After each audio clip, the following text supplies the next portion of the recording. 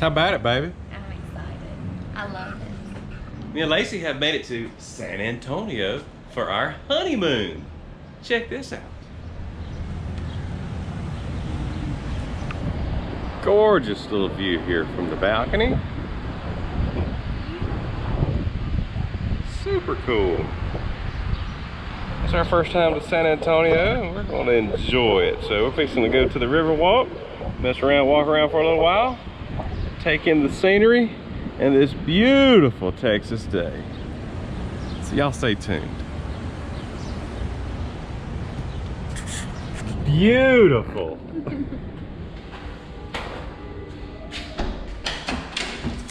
So one cool place about the Macara at the Riverwalk is it has a pool at the top of the building.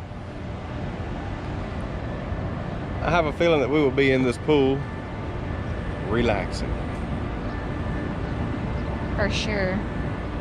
Sweet. It's beautiful up here. It is nice up here. I bet you get your buns burnt up here.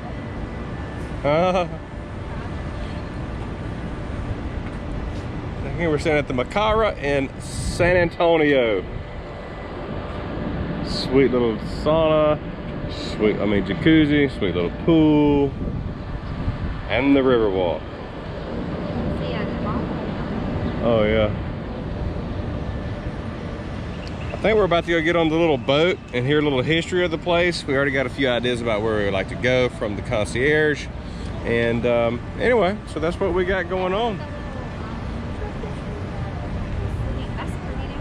Hey, we could come up here and drink coffee in the morning. Absolutely. I love that. I love that idea up here. Great ideas. We just gotta figure out where we're gonna get our coffee from in the morning. That is pretty. That building is so cool. That is so cool. Alright, there you go. Rooftop pool. We'll see it tomorrow after our spa day.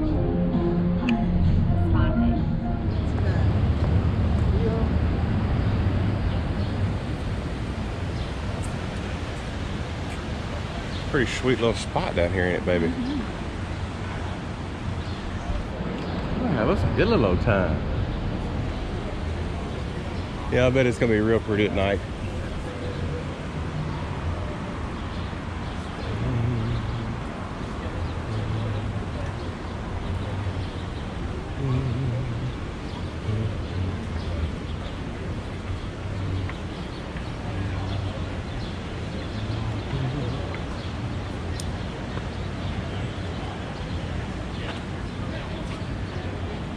Well, maybe we need to go back there to get on the little boat. Let's do that. With questions at any given time. Are y'all enjoying yourselves in the city? All right. How about the rest of y'all? All right, good for you, good for you. Friends, look skyward to left right here, skyward to left. This wall is considered to be one of the finest, colorful, terracotta walls inside of the That's the Southwest. hospital. That is the Nix Hospital building up there, constructed in 1930. It was home to the Nix Hospital until 2019, November 1, since 1930. It's going to become a mixed-use hotel space now. Ever might like to charter a Go Rio cruiser for your private event? We can be contacted at GoRioCruises.com, GoRioCruises.com. We are at your service. Friends, looking to the forefront of the boat before us is a high-end Regency hotel. Notice the fact that building is not very high. You know why? Because located on the other side of that structure up there is Texas's shrine to Liberty the Alamo. If that building was any higher than it does appear, it would cast a shadow upon Texas's shrine to Liberty at dusk. Did you know that to this very day, there are no independently located structures out here in the downtown San Antonio, Texas area that ever could possibly cast a shadow upon Texas's shrine to Liberty at dusk? Since 1836, remember the Alamo. Coming up at the bridge, looking to the forefront right side of street level, you see the Casino Club building. Notice if you can how the bricks are structured up again, light up from the bottom to the top, all the way around the building, brought on up to the multi-tiered gold dome setting. It doesn't look like anything else in the city. In 1927, that building was known as the German Casino Club. Today, the Casino Club building is an apartment complex. For years there was nothing but delivery dogs and garbage containers, parking spaces, and plain backs of walls, just facing the water of the river. Until one Robert H.H. Huckman, a native San Antonian, returning to San Antonio in 1928 after studying architecture. This was a few years after the worst of the floods and bad flooding, which did occur in 1921, and people were sincerely talking about paving over the natural bed of the San Antonio River here, as it does meander its way through the heart of the city. But young Mr. Huckman, he too opposes the idea of paving over any part of the water. Thus, this also adds his voice to those attempting to preserve the area. Upon his own initiative, Mr. Huckman did design a master plan for the river. It included buildings, bridges, walks, benches, lights, and waterway features that combined old world charm with the natural beauty of the area itself. Awesome. He personally designed every single detail of the plan, from the powder in the sidewalk to a gadget that changed the light bulbs and the light fixtures. Mr. Huckman did envision development that does include everything we see here, the spine Texan American San Antonio holiday afternoon. Stores, restaurants, and apartments alive with people and activities. A landscaped area is a world apart, just a flight below. Busy downtown city streets. Any questions? I only have so many answers. Looking to the forefront right side of the boat here upon the cliff pavilion is the historic downtown riverfront office of Robert H.H. Huckman, architect. This whole entire area may never ever have existed as it does up here. It had been for the return of the native San Antonian to San Antonio in 1928. Robert Harold Harvey Huckman, often referred to as the father of the Riverwalk because he often fondly referred to rivers as baby. Hence the nickname Father of the Riverwalk. That's his bust on the hard right side with some additional information.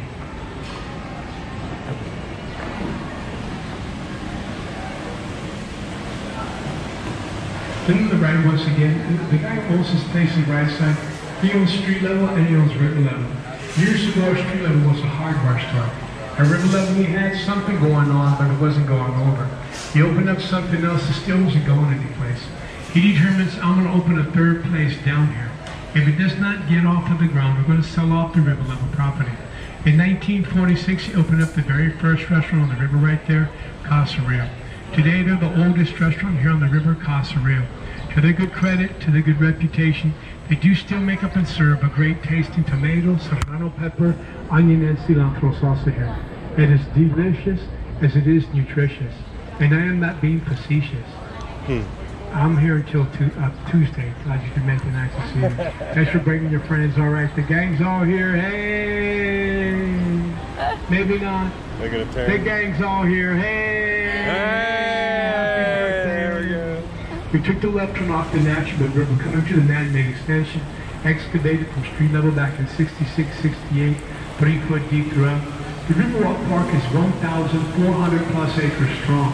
This translates to 25 miles round trip, starting up at the San Antonio Big City Zoo and going out to the south outskirts of the city, and back again to walk does come. The walk is open 24/7, 365. You're always welcome out here, friends. You're always welcome to South Central Texas. Yes, you are. Yes, you are. Looking to the forefront of the boat before us are 3 big hotels. The one on the right up there, a bit obscured by the trees, is the Grand Hyatt. The one to the forefront of the boat is the Marriott Riverwalk.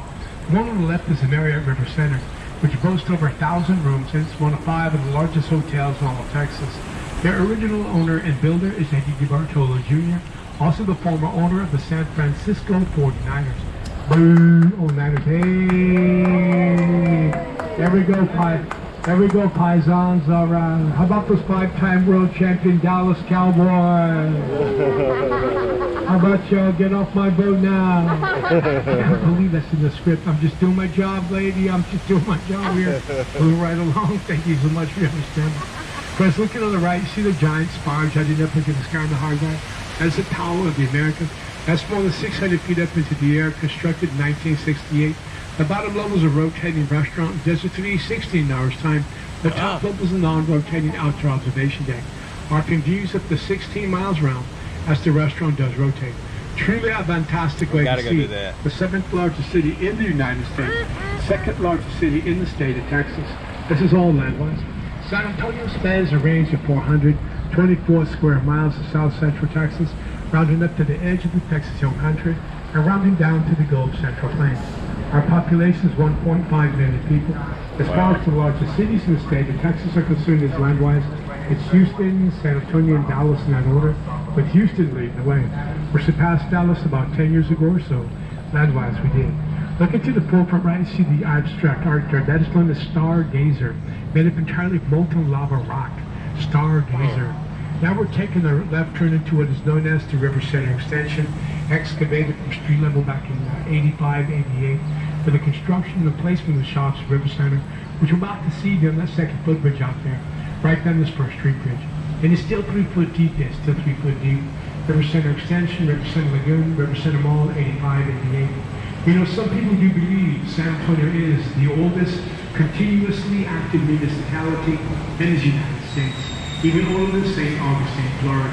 Let me tell you why they do feel this way. Back in those days, the north was Apache and Comanche territory. But then Apaches and the Comanches, they come into San Antonio, Texas, kill, pillage, and burn. After a while, from here to Laredo, going south in between was classic Badlands. Every type of outlaw, renegade, and bandito that you hope not to encounter is located over there. They too would come into San Antonio, Texas, kill, pillage, and burn. Friends, the city out here is always united and stood up as one, defending the city fighting back, driving out interlopers regardless of who was inhabiting the town at the time. Had it been Spaniards, Mexicanos, Tejanos, Texians, and Texans, or all of the above. They would unite for the common good, life, liberty, and the pursuit of happiness, all associated with a sense of common dignity. Common good, common dignity. They live for Texas, and Texas lives for them. Hence to claim the oldest continuously active municipality in the United States since inception to this very day. Yours truly, San Antonio, Texas, 1718. Did you know that in the United States it's against the law to fly your state colors independently at the top of the state Capitol building nonetheless? Anytime that you want, as much as you want, like we do in Austin, that is against the law, and something you will see distinctly throughout the state of Texas. The reason why, friends, these occurrences occur this way, in Texas out here was a nation unto itself for 10 years. Having won independence from Mexico, all by our lonesome. Prior to joining the United States in 1846, one of the stipulations was, Texas must be allowed to fly state colors, independent national colors, at any time that we so desire. So we do. Hence the saying to say those, I mean Texas, the Lone Star State. This is true. I'm not coming off too strong, am I? Oh, we love it. Careful, I don't want to give up your holiday. Friends, coming up at the footbridge here before us, friends, you see on the right side of the boat a tall statue underneath this footbridge. This tall statue, this is the likeness of St. Anthony de Padua. In 1691, Spanish explorers did stop in the area long enough to celebrate a mass. The chief celebrant of the mass was a Father Massonet. Happened to be the feast day of St. Anthony de Padua that particular day. So Father Massonet dubbed the waterway of Rio de San Antonio. That's how the river got its name back in 1691. Let it be known that the edge of the desert pushes straight San Antonio from the south, key Woodbine Desert. If you ever feel that fireball in the sky drawing a beat upon you, please do take it seriously. Make sure you do resource enough H2O to maintain your senses of well-being. They say it's a biological scientific fact that when we get dehydrated, and our brains tend to diminish in size within our skulls a little bit. And this affects our cognitive capacity, our cognitive abilities. And it also affects our attention spans. Our attention spans begin to wane a little bit. You ever feel out here like, man, why did I come to San Antonio? And that boat driver, who in the heck does he think he is? You know, maybe it's not me. Maybe it's you. Make sure you drink enough water to maintain your senses of well-being. I'm not trying to tell anybody what to do. Just a friendly public service announcement, courtesy of Go Real Cruises. Right at your service. Friends, if you look on the hard right, you see a tall statue there. On the hard right, the steeple of St. Joseph's German Catholic Church, constructed in 1868. They do conduct German singing Thanksgiving masses there every fourth Sunday of the month, led by a group known as Liederkranz, who've been leading the song of Thanksgiving there for over 140 years now. Open to the public on a daily basis. St. Joseph's off of Commerce Street, 1868. If you may be of a mind to open a business in the city of San Antonio, on the right side is the San Antonio Chamber of Commerce, an excellent resource for further insight to the dynamics, the particulars, as well as the benefits and the perks associated with opening a business in the city of San Antonio. And they also have relocation information on hand if that's something else that may interest you as well. If you look across the street on the right side of the boat phrase, you see the orange sculpted work right up there, street level. That was gifted to San Antonio more than 20 years ago. It does represent the association, the cooperation, and the friendship of the three countries living side by side, upon the same of the planet, and we inhabit entire Earth. Canada, United States, Mexico. Mexico, United States, Canada. The flame of friendship, as is commonly known as today. The other day I was thinking about that artwork up there, you know, and it really, really impacted my consciousness about just how incredibly rich, diverse, and bountiful our planet truly actually is. Compared to like Mars, I rest my case. Now friends, here we go. We're taking a left turn out of this man-made extension and back upon the natural bend of the San Antonio River. We're coming along. As the river does make its way to the heart of the city, it does shape this kind of crooked horseshoe pattern, friends. We're here on the very bottom end of one. We're going with the flow. The river depths anywhere from 3 to 10 foot deep now. The whole entire Riverwalk today is recognized as a city park. It is known as the Paseo Del Rio, overseen by the city. Bass in the water, catfish, perch, turtles, crawfish. It is a living, natural waterway known as the San Antonio. On the left up there does read entrance to La Vita. That's where San Antonio has its origins. La Vita was founded by the Spaniards in 1718. Military compound, Spanish garrisons housed there. Today, La Vita is home to artisan and rustic shops. The compound itself is open anywhere from 6 to midnight, depending upon events. See the 5 bells up above the stage? The 5 bells are in commemoration of the 5 missions located in the city of San Antonio: San Juan, San Jose, Espada, Concepcion, and the Alamo. Notice the fact that the big bell in the center has no gong. That's because they do not celebrate Mass at the Alamo. The other 4 missions, they celebrate Mass on a regular basis. Yes, the Alamo? Right there? Drawing forth, looking to the forefront of the boat, we see these tall trees. These are Montezuma cypress. Some of them are native to the area, some of them have been planted out here. At any rate, some of the tall trees you may notice out along the way, they've been out here for well over 300 years already. Wow. These 2 buildings on the right house the Briscoe Western Art Museum. They're full of Western art, drawings, paintings, and sculpture of the Western kind, as well as Western artifacts. They also have on site a self-guided sculpture garden, 18 different types of statues with history. For example, see the bulls on Vaquero there on the right side? The history behind the artwork is some long ago forgotten history of the city of San Antonio. Starts at the year 1776. This is when the Declaration of Independence from England had been signed. In 1778, there were British troops docked at the Alabama coastline and the Florida coastline. Not only docked but encamped. The idea was to come in, attack, and crush the fledgling democracy. Put it out. At that time, friends, Texas was a part of Spain. At the bequest of General George Washington, Spain did dispatch General Bernardo de Galvez out of then Spanish San Antonio, followed by his troops, followed by the bulls, to keep them fed and harvested for the battles that laid ahead. Against the British, a home man encountered at the Alabama coastline, engaging and defeating. And against the British, a home man encountered at the Florida coastline, engaging and defeating. Camino de Galvez, the artist's name is Kelsey. Had those 2 battles had not originated out of old San Antonio in 1778, this may never, ever had been the United States, as those of us aboard this boat call home. Oh, who just started it? Yeah. San Antonio does hold a premier place in the history of our country. Not his country, not her country, not even their country. Our country. 1718 San Antonio. Por vida, for life, as we want to say, in San Antonio, Texas. Participate. Friends, looking to the forefront right, we see another iron sculpture, 2 hands reaching up to a chalice in the host. The iron sculpture commemorates the first Mass celebrated along the river in 1691. Notice the 3 arrows on the artwork, 1, 2, 3. They signify the conversion to Christianity of some of the natives. Arrows sit voluntarily upon the table. This doesn't mean one doesn't know how to accurately and precisely utilize those arrows. It just means one doesn't accurately, precisely utilize those arrows mischievously and or maliciously.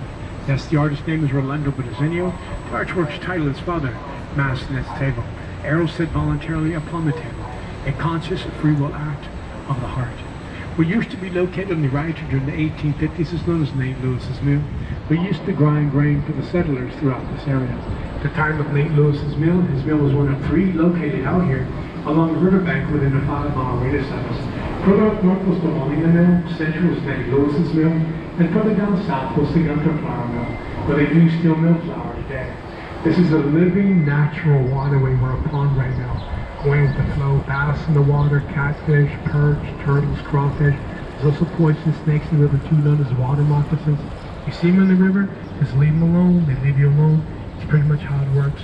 It's a living natural waterway that is completely indigenous to the fact that the 7th largest city in the United States is built around it. Looking to the fourth and left, friends, is the Tower Life building. The green top structure may have noticed before. If you do gauge the uppermost floors of the Gothic structure up there, you can see the gargoyles extending from the uppermost floors. They go all the way around the top 2 times they do. Double water spouts from the heavy rainfall. Water cascades out of the gargoyles' mouths, they say. You may notice our flag is flying at half-mast up there. Let's just take a moment to honor in silence those who have lost their lives in our country due to insensitive, senseless, ignorant gun violence. May it never happen again. Amen. Yes. Amen. On the left side, then there's stone faces here at the base of the Tower Life building. 4 different expressions, 2 different faces, otherwise known as protest. In 1929, the Tower Life was known as the Smith and Young Tower. It's of a Gothic design, designed by Robert and Natalie Ayres, a father-son team of architects. 104 feet straight up into the air. They say it's the only octagonal-shaped high-rise in the state of Texas today from the 1920s. Remember that movie Ghostbusters 1? Those are the gargoyles up there from Ghostbusters 1. They extend from the top around they go twice. Oh, I see them. The gargoyles. Yeah.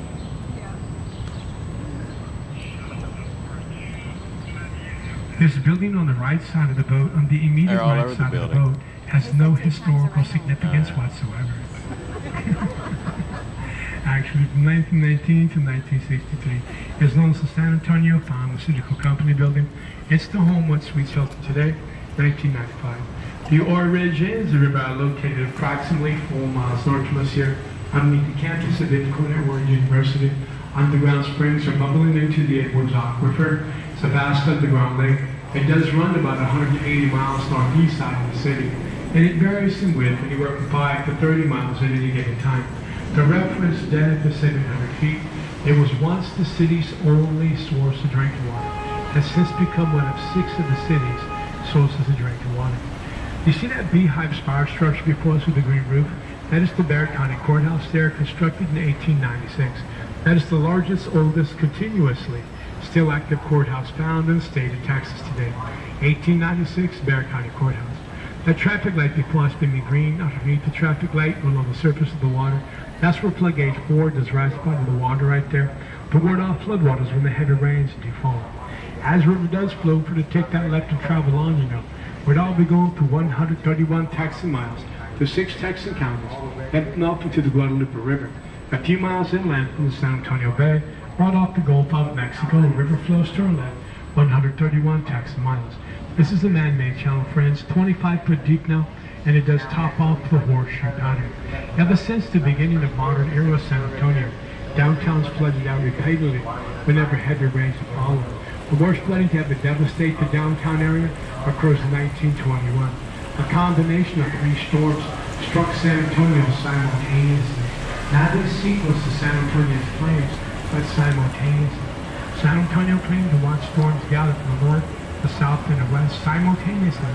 Then it starts to rain non-stop, a 1 day and 1 night solid in old San Antonio. The river itself was recorded as having risen a foot an hour for 10 hours at one point during the continuous rainfall. The following day, when the skies were shining blue, downtown was found under 10 feet.